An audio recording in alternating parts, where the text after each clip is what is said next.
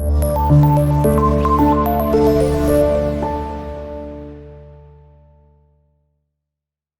Class, अस्सलाम वालेकुम। My name is Babar Arshad and I am your physics teacher.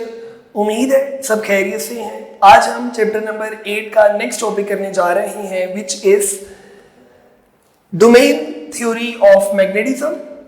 Furthermore we also discuss paramagnetic, diamagnetic and ferromagnetic materials along with magnetic domains and their alignment।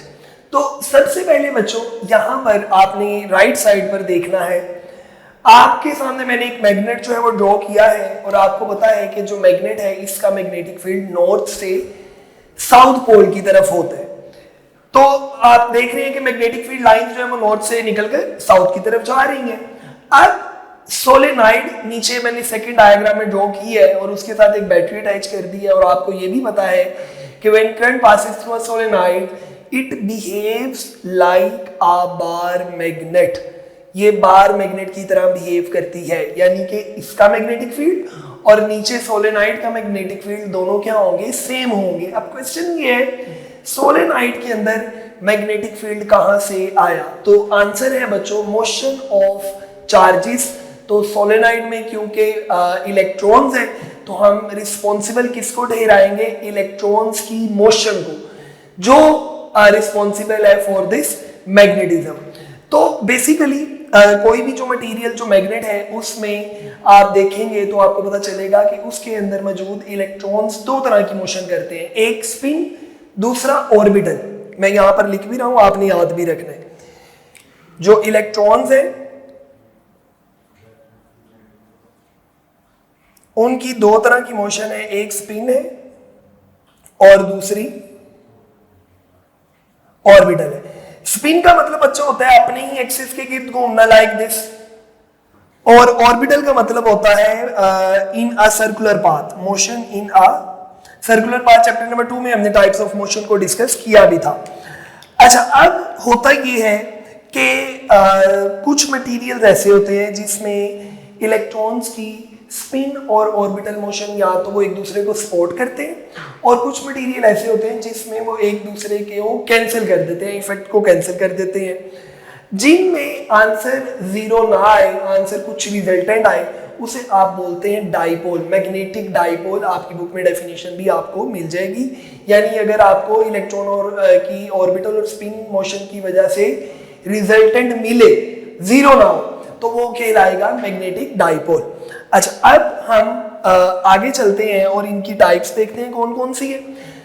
First of all we have paramagnetic materials. तो मैंने आपको अभी बताया electrons की motion दो तरह की है, एक है ऑर्बिटल, दूसरा है स्पिन। तो ऑर्बिटल और स्पिन मोशन की वजह से जो इलेक्ट्रॉन्स हैं उनकी जो मोशन है, एक ऑर्बिटल दूसरा स्पिन, ये क्या करे, एक दूसरे को सपोर्ट करे।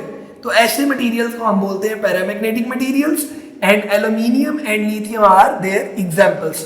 सो ये आपके पास बच्चों इंपॉर्टेंट है फॉर शॉर्ट क्वेश्चंस प्लस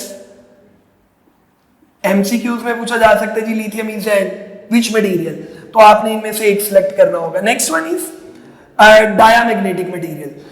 तो यहां पर सपोर्ट करें, यहां पर आप देखें तो मैंने लिखा है their spin and orbital motion की वजह से जो मैग्नेटिक फील्ड प्रोड्यूस हो रहा है उसका आंसर कितना आ रहा है, जीरो। तो these materials are called diamagnetic materials and copper, bismuth and water are their examples. Next we have very important type of materials and these are called ferromagnetic materials। Ferromagnetic materials क्या होते हैं, story सुन लीजिए।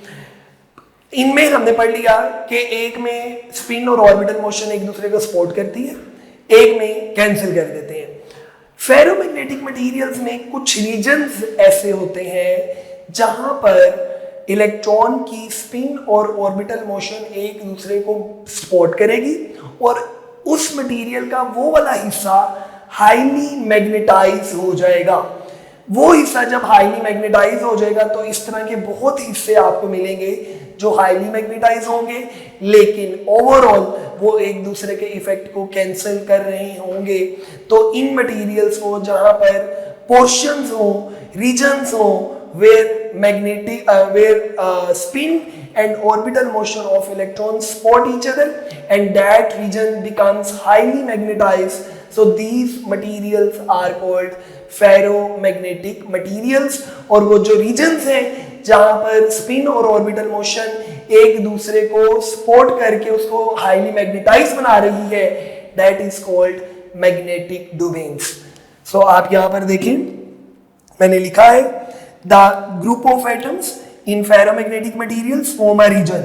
एक area, एक हिस्सा बना रहे हैं, उस हिस्से की जो लेंथ है that is only 0.1 millimetre, that is highly magnetized। तो वो हिस्सा जो है वो क्या कहलाएगा, मैग्नेटिक डोमेन। ये एक मटेरियल